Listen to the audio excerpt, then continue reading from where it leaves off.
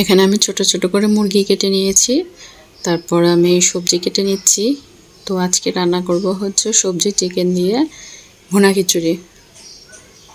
তো এই তো দেখতে থাকুন আমার ভিডিওটি, অবশ্যই আমার সাথে থাকবেন। সবাইকে আসসালামু আলাইকুম। সবাই কেমন আছেন? আলহামদুলিল্লাহ আমরা ভালো আছি। তো এই তো আমার রান্না বান্না স্টার্ট করেছি। আজকে রান্না হবে হচ্ছে ভুনা খিচুড়ি সবজি দিয়ে, চিকেন দিয়ে। তো আমি এই তো পেঁয়াজটা লাল লাল করে ভেজে নিয়েছি। ভাজার পরে আমি সব মশলা দিয়ে দিয়েছি মুরগি রান্না করার জন্য। তো হালকা এখন একটু পানি দিব, পানি দিয়ে মশলাগুলো ভালোভাবে কষিয়ে নিব। এই তো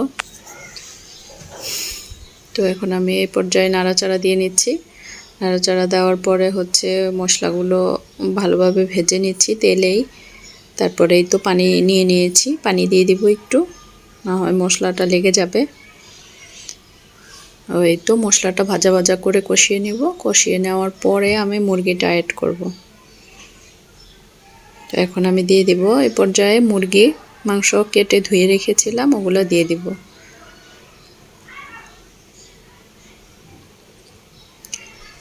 এই তো মুরগির মাংস দিয়ে দিলাম। তো আমি রান্না বান্না করছি আর হচ্ছে ছেলেকে স্কুলে দিয়ে আসছি। তো ছেলে যাওয়ার সময় বলে গিয়েছে যে আম্মু ভুনা খিচুড়ি রান্না করবো আজকে। তো ছেলের আবদার রাখতে তো হবেই। তো এর জন্য ছেলের জন্য ভুনা খিচুড়ি রান্না করছি, আর ভুনা সবজি দিয়ে ভুনা খিচুড়ি শীতের দিন খুবই মজাদার একটা রান্না খাবার। তো কে কে পছন্দ করেন এই ভুনা খিচুড়ি? আমার তো খুবই পছন্দ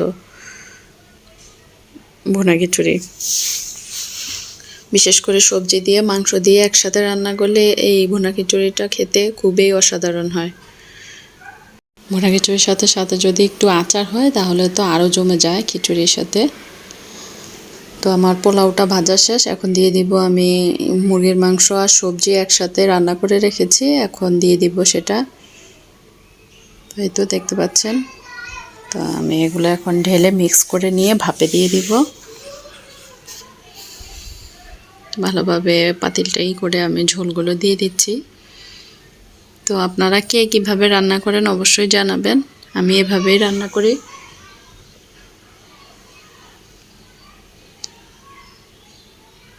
আমি মুরগির সাথেই সবজি টবজি দিয়ে সবগুলো দিয়ে সিদ্ধ করে ফেলি, পরে শুধু রাইসটাই করি, ভাজি। ভাজার পরে একটু পানি দিয়ে, পানি শুকিয়ে আসলে মুরগির মাংসটা ঢেলে দিই।